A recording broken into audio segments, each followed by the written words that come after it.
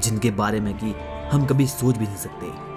और उन्हीं में से एक था कायरो, परछाइयों में छुपा एक ऐसा डार्क हीरो जिसे आज तक शायद ही कोई मार पाए। पर क्या तुम्हें पता है कि आखिरकार कायरो बना कैसे और आखिरकार वो डार्क हीरोज में कैसे आया? इसमें बहुत सी मिस्ट्री छिपी है। पर कभी कायरो भी एक इंसान हुआ करता था, पर उसके पास ऐसी बहुत सी अलग अलग और अनोखी पावर्स थी जिनके बारे में कि शायद ही कोई सोच सकता था। पर तब कायरो अपनी पावर्स का यूज भलाई के लिए करता, पर उसे और ज्यादा शक्तिशाली बनना था और इसके लिए उसने बहुत से बुरे कदम उठाए।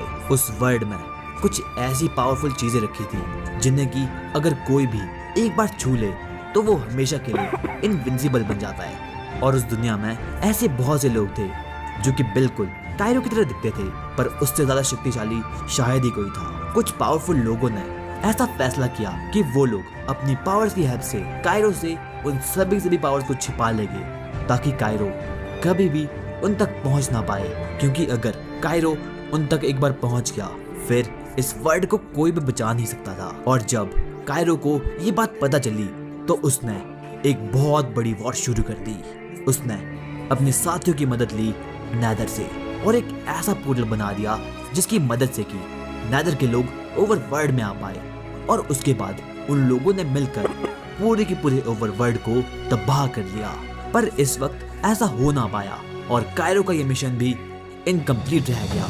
पर अभी भी वो हारा नहीं था, उसे अभी भी अपना मिशन, अपना रिवेंज कंप्लीट करना था। लगता है मुझे थोड़ी देर रेस्ट लेना चाहिए। और इसी तरह कायरो नैदर में हमेशा हमेशा के लिए कहीं गायब हो गया। पर कुछ दिन बाद अबे भाई साहब, मैं तो यहाँ पे ऑक्सीजन कलेक्ट करने आया था, पर ये किसकी आवाज है? ये कौन है? और इसकी तो सांसें भी चल रही है। एक काम करता हूँ, मैं ना इसको अपनी लैब ले जाता हूँ और इस पर मैं अपना न्यू एक्सपेरिमेंट करूंगा।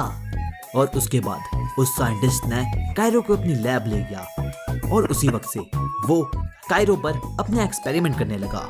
पर वहीं दूसरी तरफ जेनेसिस, जाओ और किसी ऐसे को ढूंढ कर लाओ जो कि मेरा अगला डार्क हीरो बनने के काबिल हो। और उसके बाद वो साइंटिस्ट कायरो को भी ठीक कर देता है।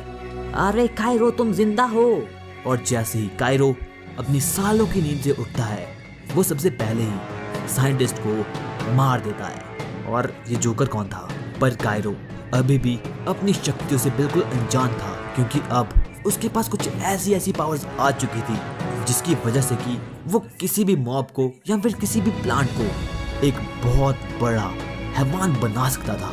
उसे बस उसे छूना होगा। और अब अपनी पावर से अनजान कायरो फिर से आ चुका था अपना बदला पूरा करने और उन शक्तियों को वापस लेने के लिए जो कि उसे छीनी गई थी। और उस अंधेरी रात में अकेला कायरो निकल चुका था उन पूरी की पूरी शक्तियों को वापस लेने के लिए और बाकी सभी लोगों को मारने के लिए। उसने एक एक करके सभी को मार दिया और आखिर में जाकर उसने वो पूरा का पूरा प्लेनेट डिस्ट्रॉय कर दिया था। और आखिर में जाकर उसने लास्ट में बचे हुए एक और साथी को मार दिया। और अब उसके पास कलेक्ट हो चुकी थी वो सभी पावर्स जिसके बारे में कि वो कभी सोचता था। और अब कायरो में एक बात ये थी कि अब उसकी स्किन का कलर ग्रीन से रेड हो चुका था और अब वो फिर से निकल चुका था और पावर्स की तलाश में।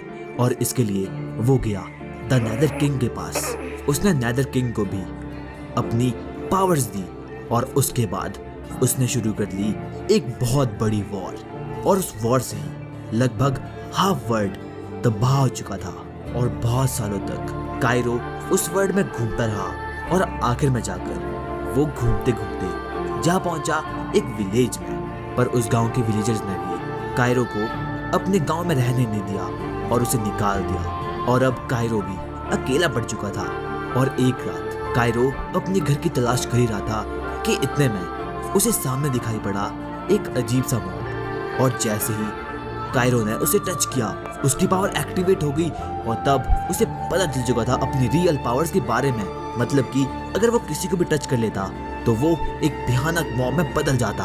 और अब कायरो का एक और अहम ये बन चुका था कि अब उसे वापस बदला लेना है पूरे के पूरे विलेजर्स से, और इसीलिए उसने फैसला किया कि अब वो लोगों पर एक्सपेरिमेंट करेगा और उसके बाद वो अपने ही कुछ बहुत ही ज्यादा शक्तिशाली मॉब्स को बना देगा और तब वो अटैक करेगा इस वर्ल्ड के सभी विलेज पर। उसने जल्दी से एक ऐसी जगह ढूंढी जहां पर कि वो एक्सपेरिमेंट कर सकता था और आखिर में जाकर उसे वो मिल ही गई। काइरो हर दिन नए मॉब्स पर एक्सपेरिमेंट करता और अब उसे पता चल चुका था अपनी न्यू पावर्स के बारे में। वो हर दिन किसी न किसी विलेजर को या फिर किसी न किसी एनिमल को अपनी लैब में लाता और उन्हें बना लेता एक बहुत ज्यादा खतरनाक मॉब। और अब मेरा बदला कंप्लीट होने वाला है। देखो, मैंने अपनी लैब में लगभग 100 से भी ज्यादा पूरे के पूरे मॉब्स को तैयार कर लिया है और अब मैं फाइनली अपना बदला ले पाऊंगा। मैं उन लोगों के साथ वैसा ही करूंगा जैसा कि उन लोगों ने मेरे साथ किया था, और अब उनके पास रहने के लिए कुछ भी नहीं बचेगा और अब मैं उन लोगों को भी अकेला कर दूंगा। मेरा बदला सिर्फ और सिर्फ ये है कि मुझे इस माइनक्राफ्ट के पूरे विलेज सभी गांव वालों को अपने वायरस से इन्फेक्टेड करना है और एक दिन उन्हें भी मैं बना लूंगा अपना ही एक क्रिएचर। तो बेसिकली काइरो का प्लान कुछ ये था कि वो इस पूरे के पूरे माइनक्राफ्ट वर्ल्ड को अपनी पावर्स की हेल्प से हैक कर लेगा और उसके बाद सभी गांव वाले सभी विलेजर्स उसके गुलाम बन जाएंगे। और उसके बाद फिर क्या था, काइरो निकल चुका था अपनी सेना के साथ एक गांव को डिस्ट्रॉय करने के लिए और दूर से ही जेनेसिस, जिसे कि शैंग ने भेजा था, वो भी इस नजारे को देख रहा था। और फिर क्या था, मैं काइरो बन चुका था इस वर्ल्ड का मोस्ट पावरफुल हैकर। और लास्ट में जाकर काइरो ने अपना एम कंप्लीट कर दिया और उसने इन्फेक्टेड कर दिए थे पूरे के पूरे विलेजर्स, पर अभी भी वो रुकने वाला था नहीं और इसीलिए उसने वापस लैब जाने का सोचा। और जब काइरो लैब में था, उसे सामने दिखाई दिया जेनेसिस, तुम्हारा नाम काइरो है ना? मुझे शैंग ने भेजा है। और क्या तुम शैंग के लिए डार्क हीरो बनोगे? पर इसमें मुझे क्या मिलेगा? जो तुम्हें चाहिए। पर अगर तुम्हें डार्क हीरो बनना है तो उससे पहले तुम्हें मारना होगा प्रो बॉयज और जंकी को। और उसके बाद काइरो ने भी जेनेसिस की ये बात मान ली थी और अब वो निकल चुका था प्रो बॉयज और जंकी को ट्रैप करने के लिए। और उसके बाद आखिरकार काइरो का इंतजार खत्म हुआ और आखिर में जाकर उसे मिल चुके थे प्रो बॉयज और junkie. Okay so guys, I hope कि तुम्हें वाली वीडियो पसंद आई होगी और यार अगर आई तो प्लीज इस वीडियो को लाइक करो, शेयर करो एंड अगर तुम्हें इसका पार्ट 2 चाहिए तो यार लाइक है मैं